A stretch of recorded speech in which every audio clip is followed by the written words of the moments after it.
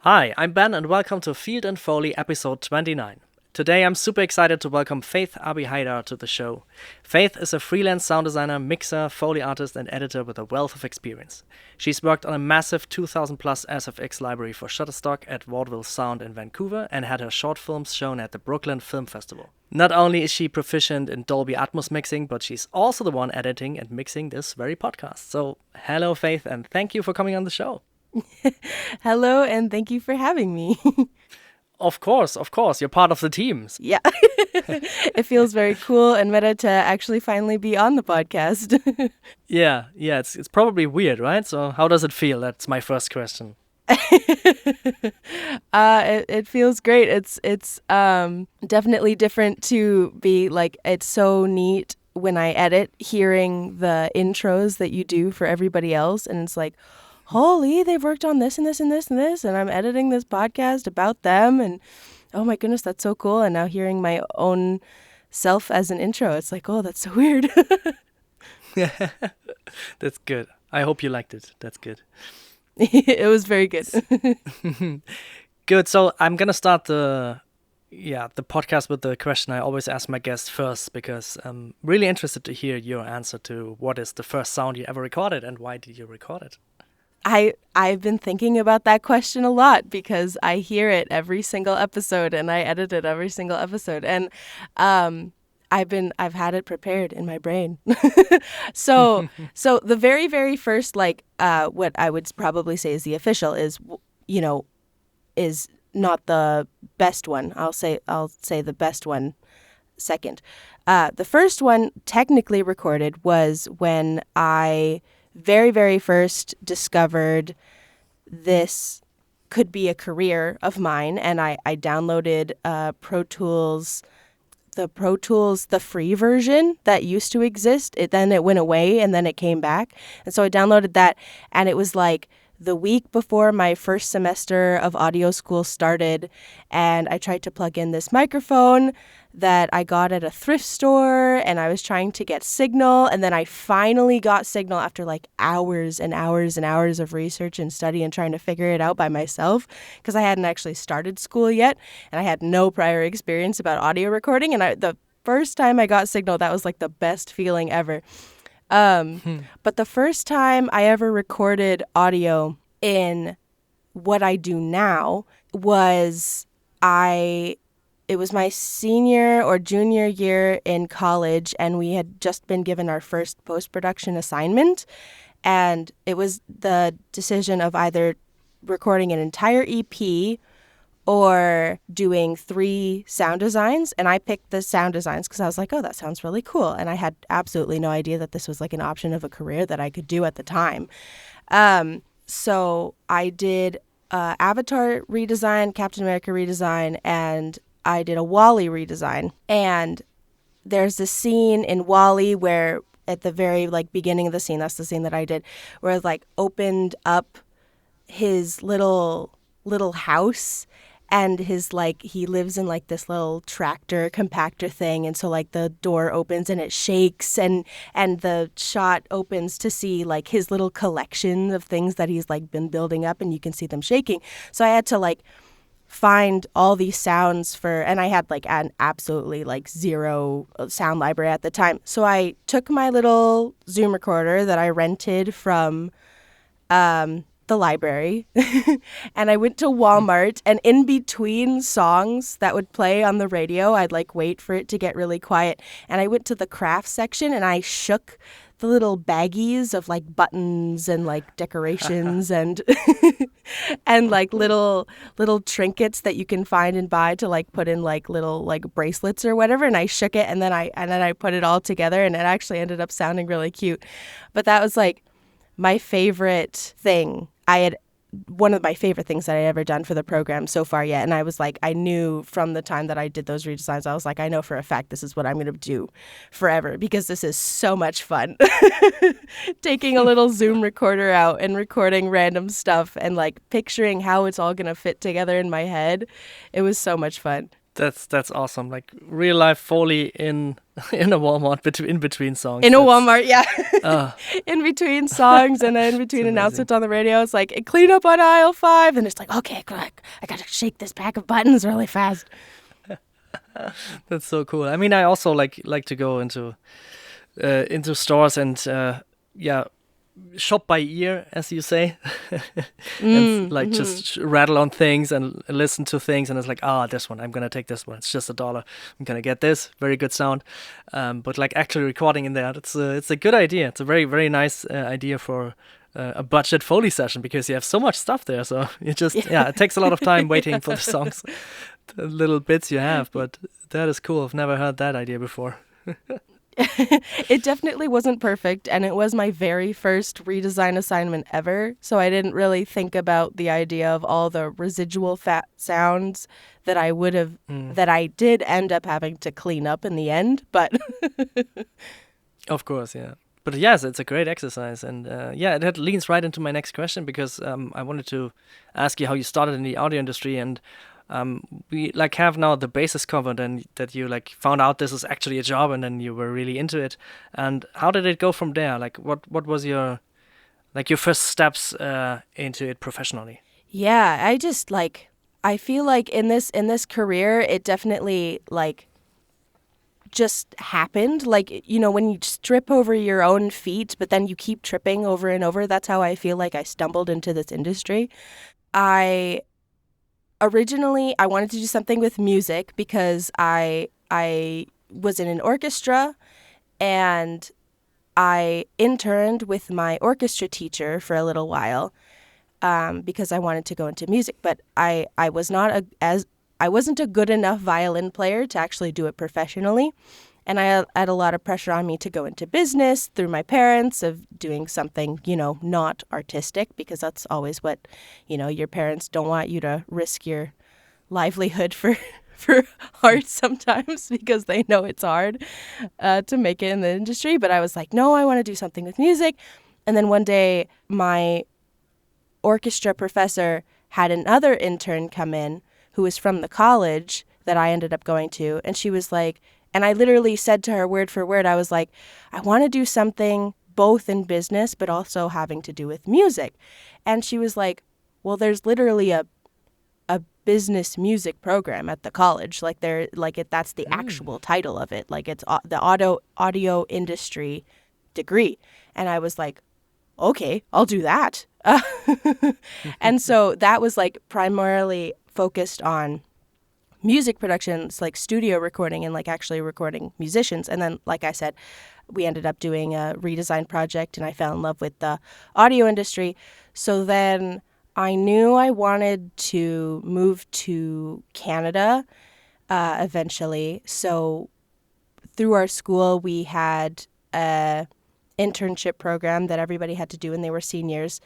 And so I found the internship at Vaudeville, where I did the Shutterstock library and all that different type of stuff.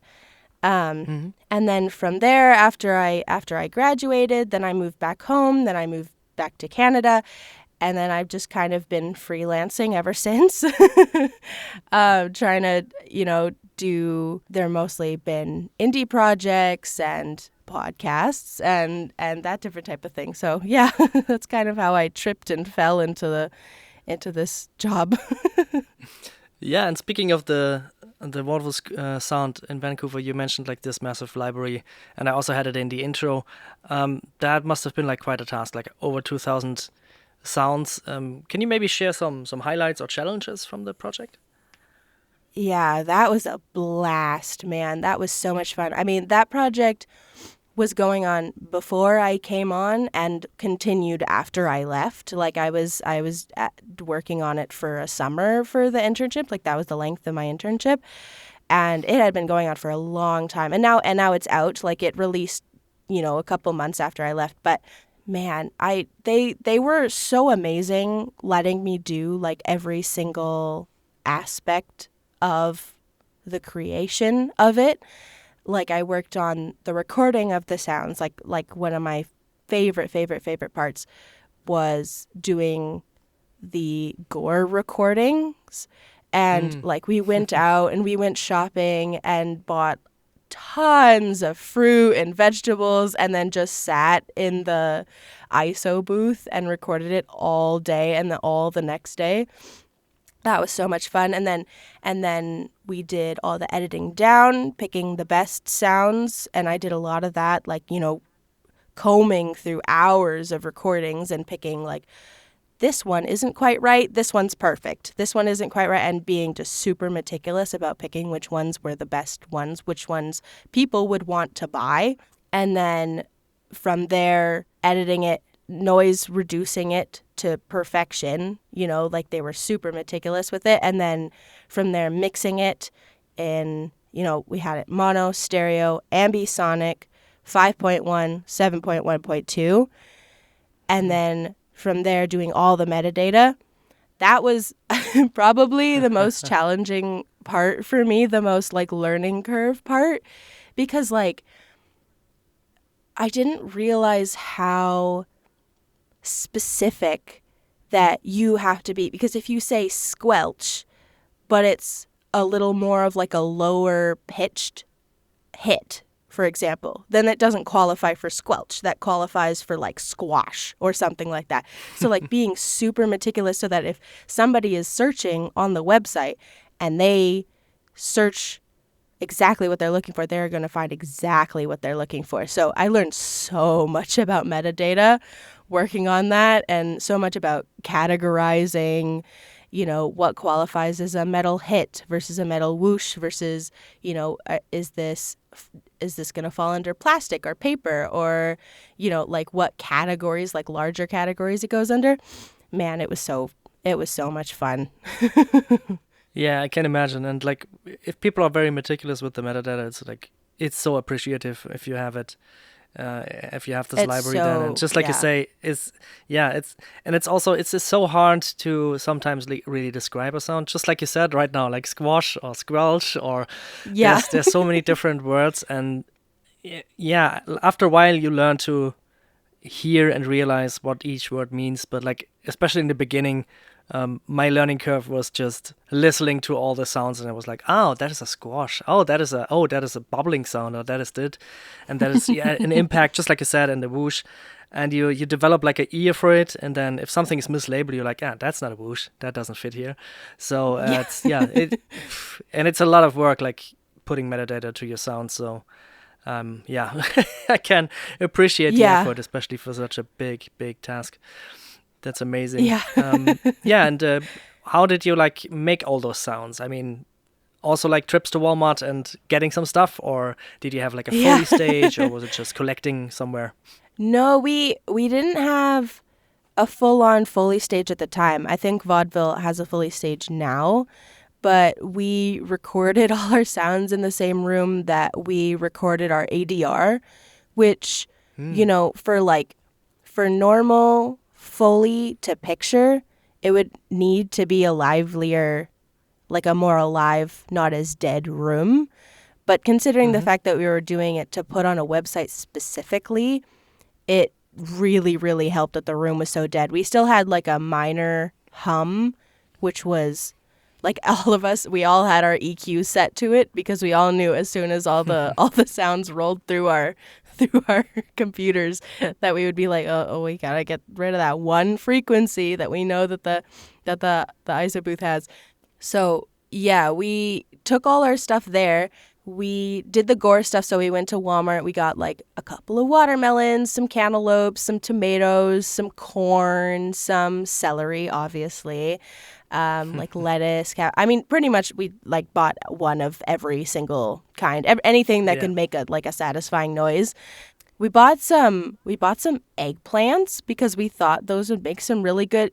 Eggplants do not make as much noise as you think they would. Like it. Yeah. Eggplant was very disappointing. Yeah. Yeah. And then like at the end of it, like you have all like you are faced with just the guts and remnants of, you know, the stuff that you just destroyed for sound, but then we combined all of it together into one bowl and made the best gut sounds ever. It was so they were so gross. I fully expected you to say, and we made the best dish out of it.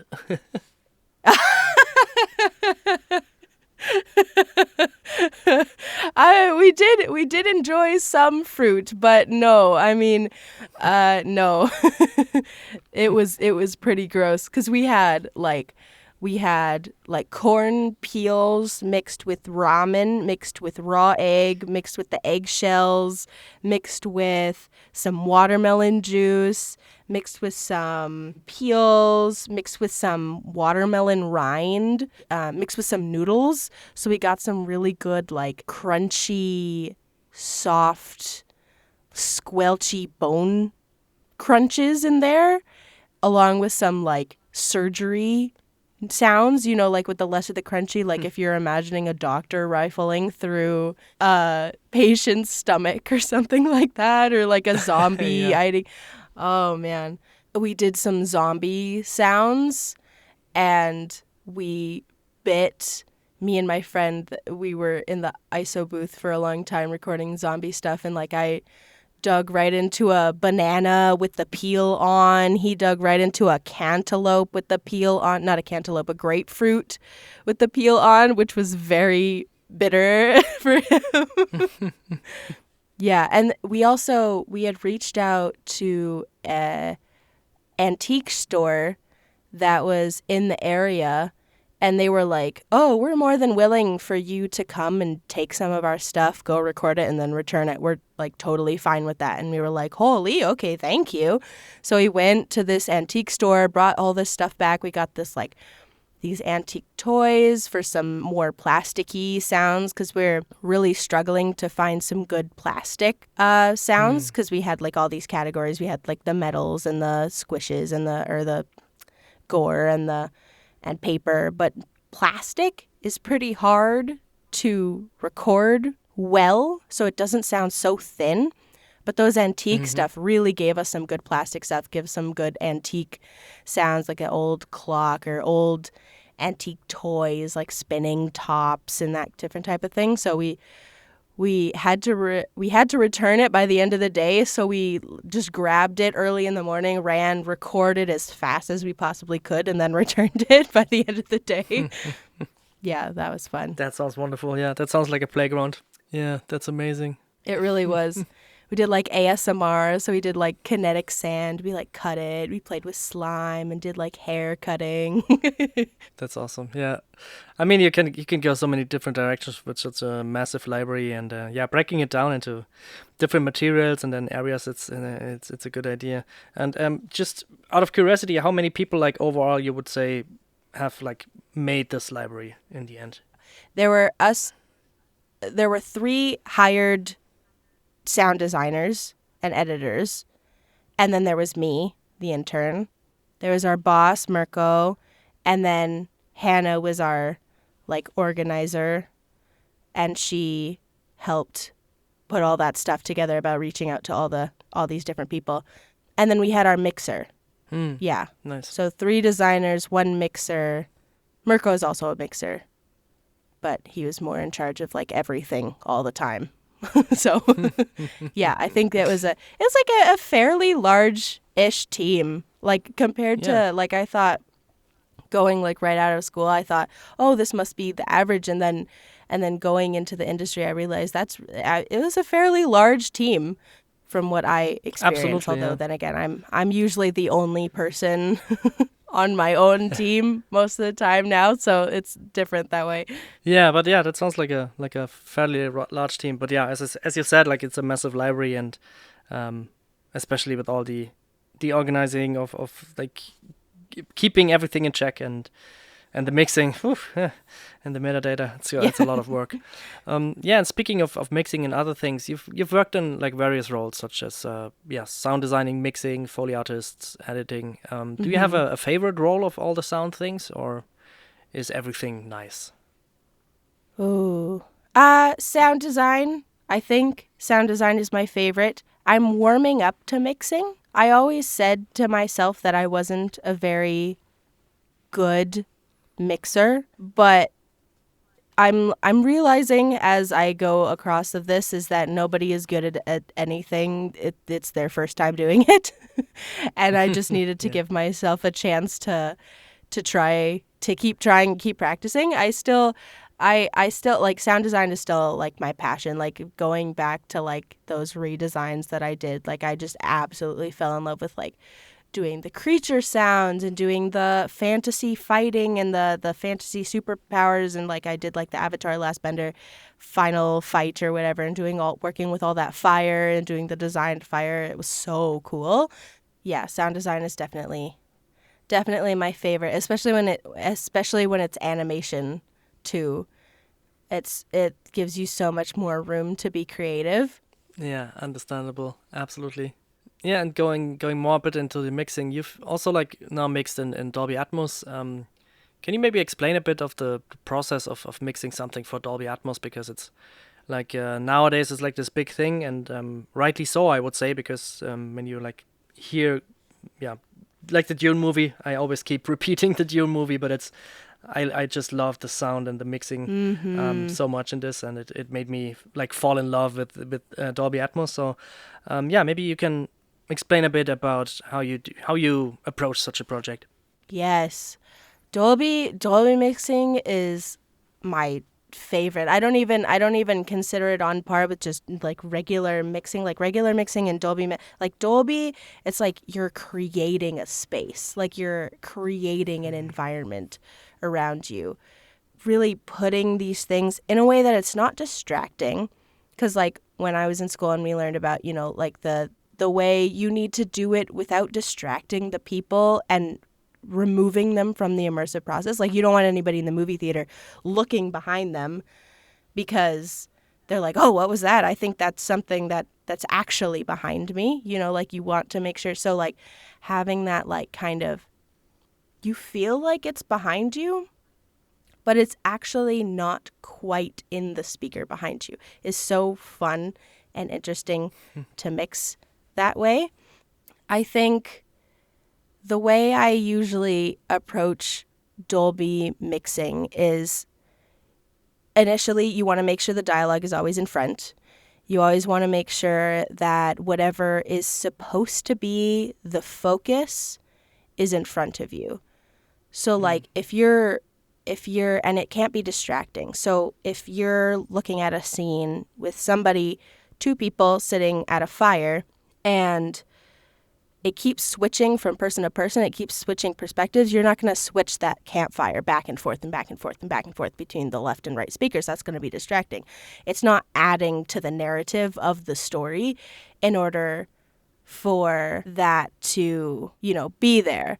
But at the same time, if something needs to be switching back and forth and back and forth, like if a monster is chasing you, you're going to want to, these are examples that I pulled from a friend. These are not coming from me specifically. This just came to mind, and I'm realizing that I'm copying my friend that I talked to. That's all right. That's how we learn. It's like exactly. It's examples that I'm learning from somebody higher up than me. But if a monster is chasing you and all of a sudden it's in front of you and then it's behind you and then it's beside you and it's circling you, that you need to have the audience immersed in that, and you feel that like tension as somebody in the audience. It's like, oh, it's around me. Like I can feel it. And that's the whole, what's so amazing about mixing in Dolby is being able to immerse people even more into the film, because even before I came into this industry, I'm such a huge film nerd fan. And it's like my favorite movies in the world are ones where I feel like I'm in it. I get very easily immersed in the things that I watch. Like I'm very Same, I'm yeah. very quick to be like, oh, I'm so invested in your story. So Dolby helps with that. So even when we were, designing things for the sound library, it's like how can I mix this, let's say, gore crunch to be like, how am I in it? You know, where's the high frequency? Where's the low frequency? Can I make sure they're not overlapping? Can I make sure nothing's getting canceled out? Can I make sure that, you know, maybe if the lower frequencies, if the crunch is right by my ear, but the like slurpy part of it is like in front of me, will that make me feel like I'm more in it? Which is, that's a really gross example that I gave.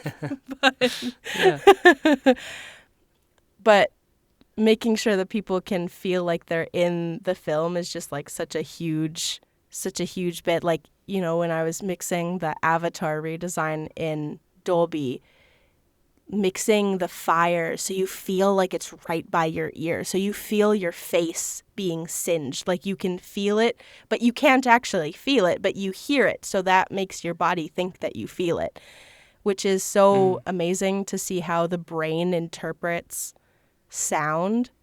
It totally rewrites our experience of what we're looking at. Like if we look at a poorly shot short film that maybe doesn't have like the best color grading in the world, but you hear the sound so vividly, your eyes are going to think that it looks better than it actually does. If the sound is up here, but the visual is down here, but the sound is so vivid, it's going to make your brain, and like obviously you can't have like a super like 2-pixel film or game or something with like the most high quality. You have to match it at some point. Like you got to make sure that they're still like a little bit synonymous, because otherwise it's going to totally ruin your perception and like it's going to take you out of the film. But there's that balance, you know, like there's that balance of where, how can I raise this product up so that people can feel more immersed in it? And that's like my favorite thing about Dolby mixing. That sounds exactly up my alley, and the immersion is really something that I also can relate to, and especially with sound. And I feel like even more than visual, sound can like really get you into there.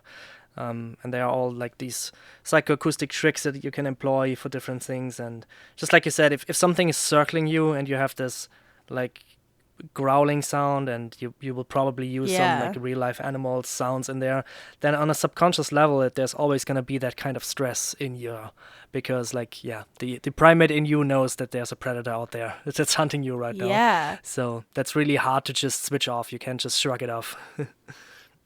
Like your actual physical hormones, like the chemicals being released in your body, are making you feel that like innate fight or flight experience. Which is so interesting. Like our perception of danger versus actual danger. Now this is day job me talking, but like our actual perception of danger versus what is actually real, our body oftentimes doesn't know the difference, which is super interesting when it comes to the arts, because it gets us so immersed in what we're seeing and what we're hearing, you know? Absolutely. And I feel like, I don't know how much experience you have with like VR games or VR experiences, but I feel like that the visuals can only catch up with the sound if you have something like VR, where especially with something like high quality where the darkness is really dark. Because for me, at least, the first time I played Half-Life Alyx, that was the first, like, I would say, video game experience where the sound was the same level as the visuals. Before, for me at least, it was always this, like, if the sound is really good, then it doesn't quite matter how much the visuals are good or not good, because the sound is going to carry it.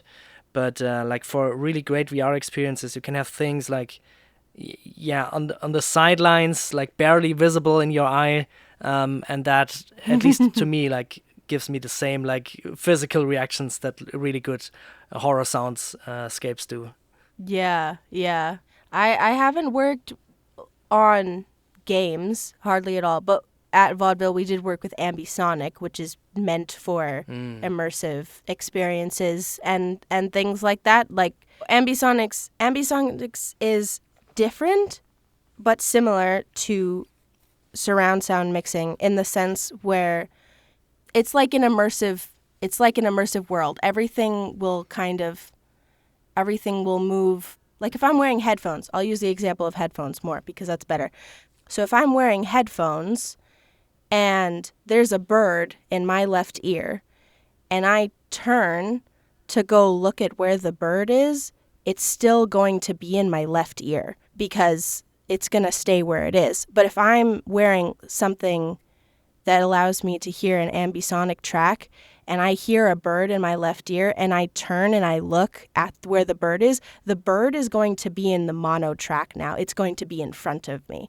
It's like I'm in it's like I'm in the real world. Like in the world, if you hear a bird to your left and you look at the bird, you're going to see the bird and you're going to hear the bird in front of you. If you're listening to an ambisonic track and you look at where the bird is, you're going to see the bird in front of you. So it's like for VR. It's for VR and immersive tracks and that different type of thing. That was a long explanation for something really simple, but that's the basic gist of ambisonics. I hope I explained it well. Yeah, that's pretty good. I mean, I heard there's also like some podcasts that do ambisonics, so you can actually like listen with your Apple in-ear headphones, and if you turn around, then like the world stays as it is, like you said, which is also an interesting concept. But especially like for VR, of course, it's nice because you can look around, look up, down, and everything is like just adjusting to that. And I mean, you can also do that with like placing sounds in a 3D world, but with ambisonics, it's like it's all already there. You could just tell them the rotation, and then it's all already there. Yeah. It has some pros and cons, but I think you explained it great. And if not, you can always edit it to your liking. That is also cool. Yeah. That's like the biggest thing. I can just change it if I want. If I said something wrong, I could just cut it out. It's up to me. Yeah, absolutely. You can re-record it. You can give totally different answers. I have no idea how this episode will turn out. I'm looking forward to hearing the final episode. I'll just be in here talking to myself, re-recording my answers. Yes. Very sophisticated, long form poem answers, and everyone is like, "Ooh, that was amazing!" On the spot. And another question I have is like, how do you approach the creative process when you're working on different projects? Like film and podcasts are two different beasts. Do you have some things that are staying the same, or is it like different types of projects are a completely different process for you? They're definitely a different project. Even just short film to short film are completely different processes. I mean, first of all, my template changes. Like I have a long film template, I have a short film template, and I have a podcast template, which is nice because I'm just recording straight into my Field and Foley template right now. So it's just going to be right there for when I want it to edit it, which is nice. Like making the person I'm talking to, their vision for the project is a huge indicator for how I'm going to approach it. Like even just them giving me like a words for the vibe that they want to have for it. Like for one animated project that I did, it was like this kids horror parody type kids show. Like it was a parody of a kids show, but it was like a horror thing. And he's like, I want it cartoony and not legitimately scary, but like cartoony scary. And I'm like, okay, I know exactly what you're going for then. And another one, it was like this really serious short film about the like trauma of experiencing like a school shooting. And it was like, she's like, I want this to be really serious and really like clean in the sense that it sounds very real. And I'm like, okay, cool. I know exactly what you're going for. And it's like, I'm going to go on complete different ends of my sound library for these two different projects because they're going to be completely different vibes. And making sure I have the right template is a big part because I used to not understand the importance of a template and then got burned enough times to where I'm like, okay, I see why templates are important now. I can't just wing it every single time. Like going into it with the approach of like, what message do I want to get across with the final product?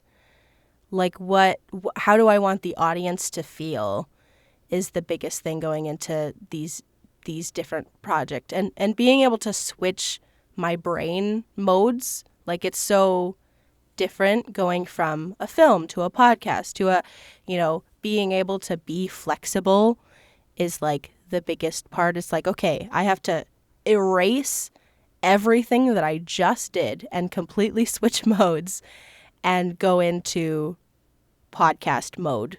And me, myself, I have a very like short attention span. So it serves me very well in the sense that it's like, okay, I've forgotten about that. We can move on. And it's like the switch up of like the different types of things that I can work on is really fun, because then I'm like, I can do this, and then I can do this, and they're totally different, and that makes me happy because I'm not doing the same thing over and over again every day all the time.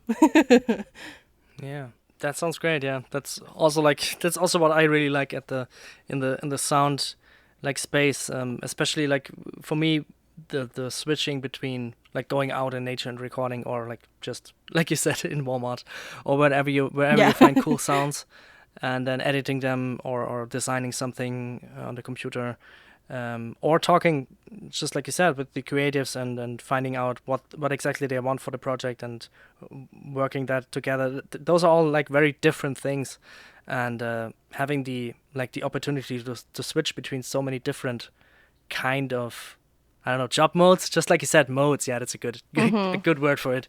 It's very refreshing for the mind, I think. Yeah, and yeah, as the editor of the podcast, can you maybe share some behind the scenes details about your workflow and techniques? You just mentioned you have a template for the show, which is cool. Yeah, I'm staring at it right now so I can describe it. So I got 2 different tracks for intro, outro, because the guest and you go through a specific room reverb that you sent me at the very, very beginning. And then I have both you and me right now hooked up to one group. So every time I make an edit, it automatically edits the other one. So everything is in sync all the time. And then I usually get all of those in. It runs through the reverb. I make sure to do all of my isotoping to you and the guest. Sometimes it needs more, sometimes it needs less. I mean, we've had guests on where I listen to them and I'm like, where are they? Because their audio is perfect. Not a single drop of extra room tone, not a single. I'm like, oh my goodness, where are you? And then there are some other guests where it's like, oh, I'm nothing against you, but I'll put a really quick EQ or put a really quick denoise, and then it's fine. I've been doing isotope longer than I've been doing actual post production. It started when I was I had to join ensembles for my school. We had to make sure that we were a part of a certain amount of ensembles per semester, and I couldn't join the strings ensemble because it was full. So I joined a choir ensemble, which was fine. I did choir for a couple of semesters, but it turned out when I joined it that it was actually a men's ensemble. And I could not hit those parts at all whatsoever. So I didn't do very much during rehearsals and everything. But for our projects, it was during COVID. So for our projects and our final performance, we had to record our final concert and all that different type of stuff. But everybody had to be spaced out so nobody could be all together in one room. So we ended up recording our final concert in a parking garage. Oh, amazing. Which the reverb is great, but when you have horns honking and you have the road outside and when you have the birds and you have that everything. So I ended up, just because I couldn't actually sing as a part of the final concert, I was the person behind a couple of pairs of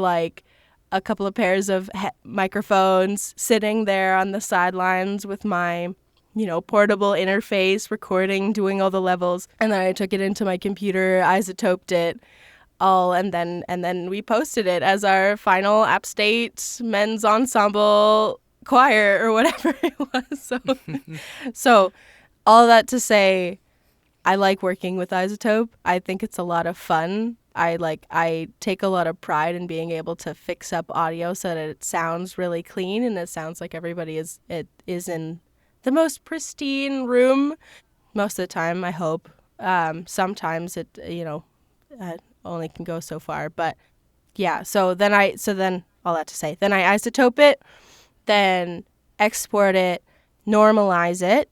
For a long time, I didn't have a good normalizing program, but now I have, it's either called Neutron or Neuron. Nugent.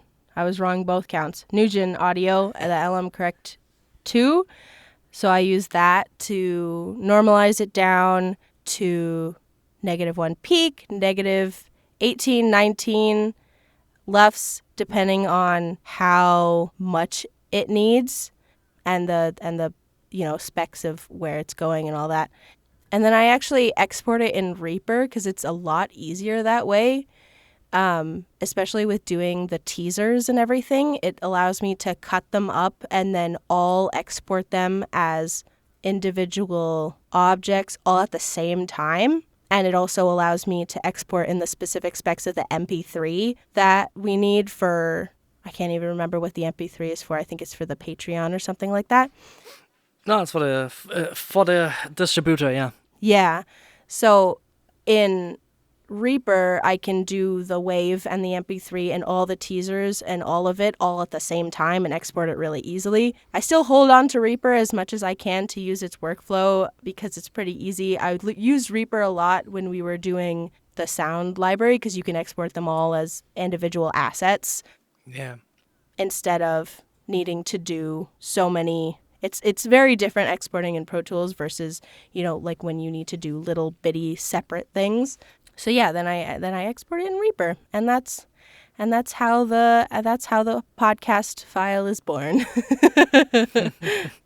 Right into your ears, and you can listen to it. Oh, you are listening to it right now. Yeah. Yeah. Cool. Thank you. Thank you for that behind the scenes look. And maybe going also again back to your favorite sound design. Do you have any unique or memorable sounds you've crafted that you're really proud of? I was thinking about putting this in either the intro or the outro. I worked on this audio drama podcast a while ago. I think it was either last year or even the year before. It's been a little while, but it had so much creative potential. It was so much fun to work on because there's no visual at all whatsoever. It's a podcast. So it's extremely, extremely heavily reliant on the sound design to actually tell the story and create the picture of what's happening in your head. So it was really difficult but fun creatively to work on. It's called Rodex. Highly encourage people to check it out. Super engaging story, awesome fan base. The fan base is so much fun. It's like a indie project, but the fan base is so into it. It's not, I think it's over now. I don't know if it's coming back, but they're taking a hiatus right now, which is why I ended up not working on it anymore. But the one of the episodes that I worked on, I think I worked on 2 or 3 out of the whole season 2. One of them was they were fighting the ghost of La Llorona, the water ghost or whatever, and they had the voice actress for her do these crazy screeches and moans and screams, and so switching that up so that it could be even more horrifying, and then on top of that creating the sonic picture of her attacking the van while they're driving, and the door opens, the character gets attacked by her trying to come into the van, the character kicks her out of the van, she tumbles back into the street screaming and crying and being like, no. That all had to be created sonically. There was absolutely no expositional writing involved very much in because it's all like a fight, combat, high intensity, whatever. So like creating that picture in people's heads was so fun and very difficult, but very rewarding. And that's probably like one of my top favorite sound design moments, because they just gave me so much freedom to create the picture in people's heads. And that's like one of my favorite parts, is like when there's so much freedom to create any picture and any like opportunity for like really intense sonic storytelling. That was like one of my favorite moments. That was really, really fun. Amazing, yeah. That sounds like a really fun scene to work at, yeah. And just like I said, if you just have the sound, you have like the rain overall. So that's perfect. Yeah, it was a lot of fun. It was definitely difficult. Yeah, and maybe as a last question I have, do you have any advice you would give like to aspiring sound designers or people generally in the audio field that are looking to break into the industry? Yeah, I mean, I'm still a baby speaking in the freelance industry. Like, I've been freelancing for 2 years now, and I just recently got the chance to like go and visit Skywalker Ranch and like visit and like meet the people that I've been friends with for a long time, and like see all these people, and like realizing they've all been doing this for like 20 years, 30 years makes me realize how small I am upcoming in the industry now, which is encouraging to know that I'm okay where I'm at, but also overwhelming knowing that there's so much ahead of me.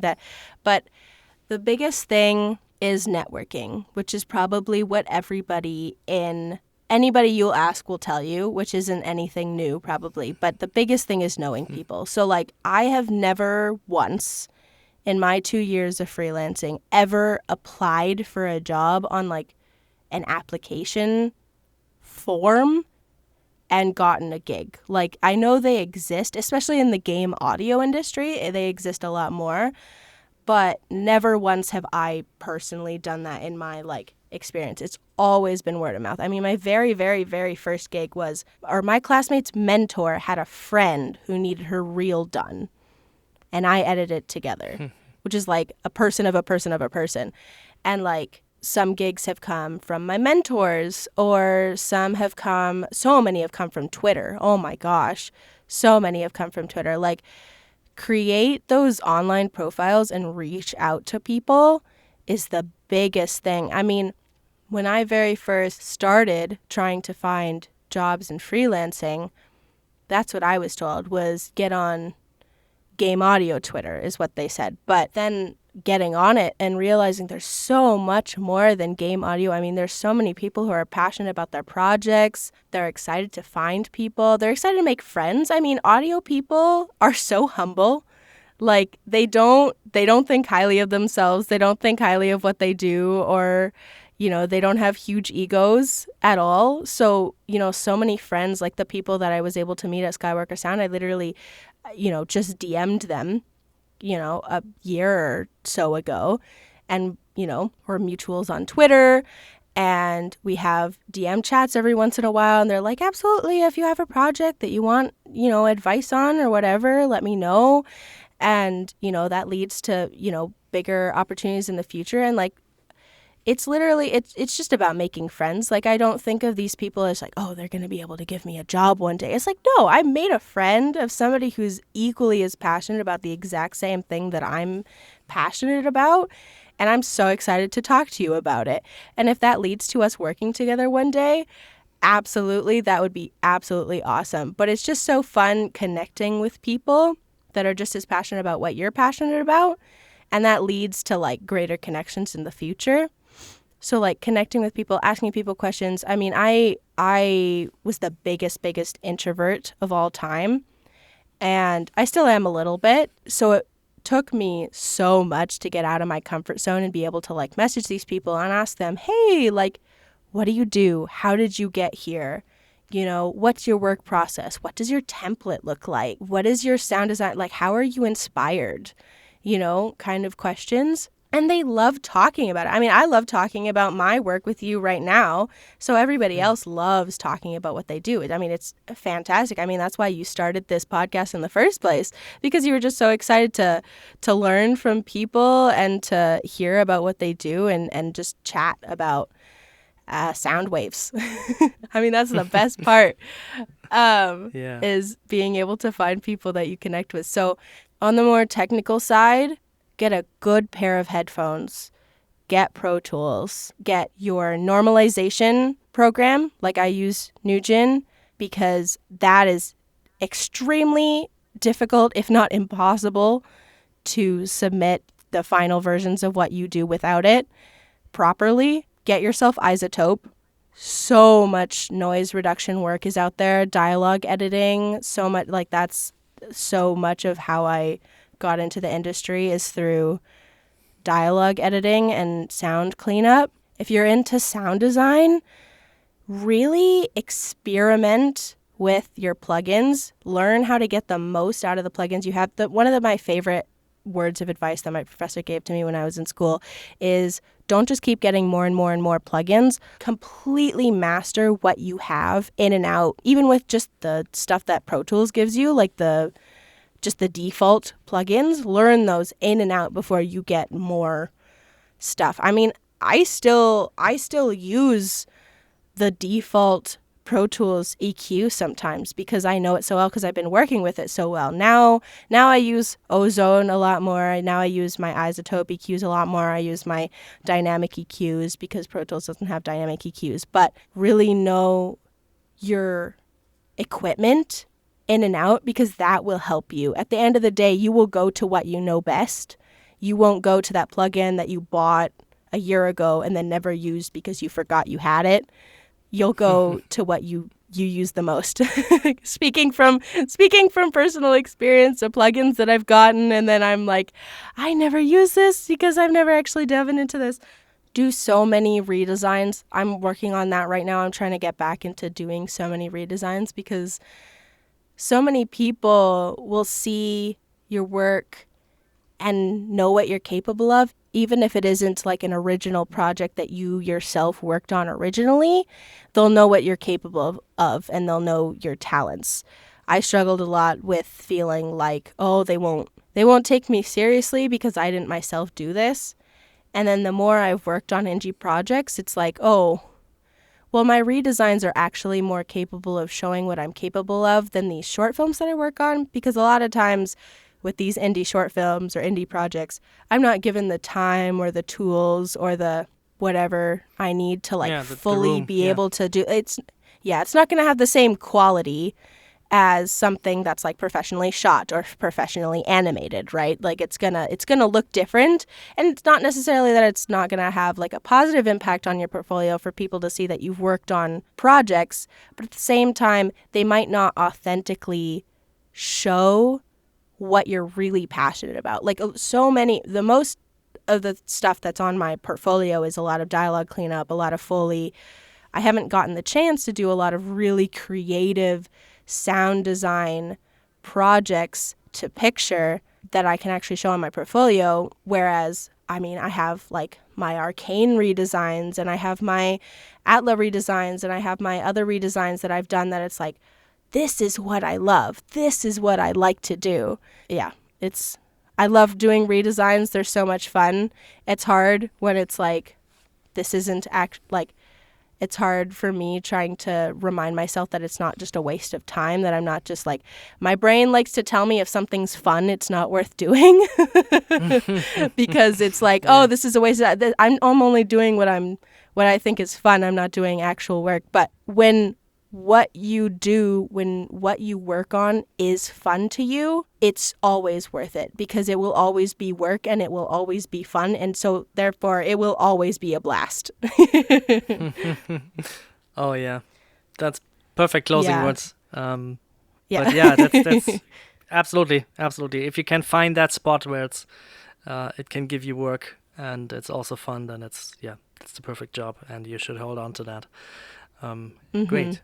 So, yeah, I can just add a little bit myself to the whole thing. I'm also like in this of the same opinion that you shouldn't like just get any new project, any new plugin or any, I don't know, software or something like that. Really learn the stuff you can.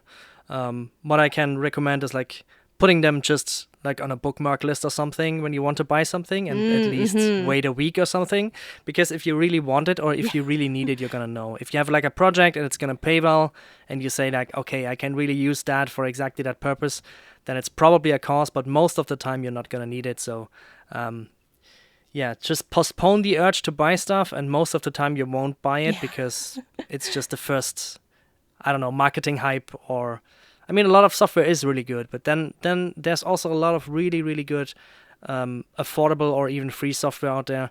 One thing I can give as a little tip that I got myself is it's called LabChirp. It's like, essentially, it's like a playground to make lots and lots of old schooly sounds that sound like PS1, PS2, or Super Nintendo, and you can make millions of sounds with it, and it's totally free, open source. And yeah, just a friend recommended it to me, and it was the perfect tool for a paying job, and I've been using it ever since. So yeah, really like talk to people and try stuff, especially free stuff, and then get really into it. That's the perfect advice, I would say. So yeah, the only thing left to do is for you, if you have any shout outs or upcoming projects you want to mention, feel free. The floor is yours. Number one shout out, FIELD Foley. I've been working on this new project. It's called FIELD Foley. I don't know if you've heard of it. Definitely check that out. Subscribe. Become a listener. It's really cool. I hear the editor for that podcast is also really cool. A huge shout out to my mentor, Catherine Stark. She goes by Delta Haas on Twitter, and she's amazing. She does everything robot, so everything Transformers, everything truck metal transformy, really cool metallic-y sound design, any of that, she does it all. So if anybody out there ever needs anything robot designed ever, immediately go contact Catherine Stark, because she encourages me to do all these redesigns and encourages me to be the best. Find a mentor if you're, it doesn't matter where you are in the industry, having somebody there that you can ask questions and get encouragement from, be able to share their work with you, absolutely amazing. Krista has also helped me so much. Krista Giamatti, she's Izzy Marie on X and Instagram. She runs Audio Industry News. She's absolutely amazing. 100% check out Audio Industry News. She posts so much about audio and the industry, so many learning opportunities coming from her. I really couldn't have gotten where I am now without so much of her advice. She's actually an alum of the same university that I went to. She graduated a couple of years before I joined the same school. So we're from the same school. And so that's how we got connected through Femgineers and the Women in Audio conference that she spoke at. 100% shout out to her. She posts so much amazing content. Listen to her. Audio Industry News is so much fun. Those are the biggest things that I can think of right now. It's perfect. So then, thank you again for Awesome. being on the show. It was a blast having you on. And hope to see you again on the show in maybe 2 or 1 year. We will see. We will make a reunion episode for sure. That would be awesome. Thank you for having me on. This is super awesome.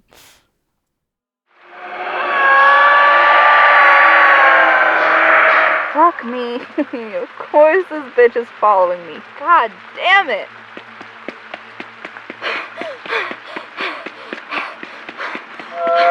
Stay back, bitch! I do not want to do more cardio today! Oh, fuck you! Ayahuasca's here, so stop cuddling and fucking drive! Jeez, Rhea, I know you're... Shit! Driving, got it! I told you to fuck off!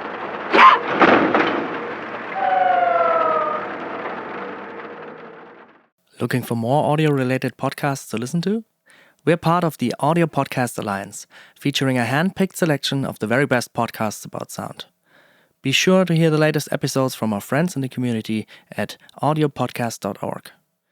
And if you've enjoyed this episode, please consider supporting on patreon.com/fieldandfoley or ko-fi.com/fieldandfoley, where you gain early access to episodes in lossless format and can submit questions for our guests. Thank you for listening.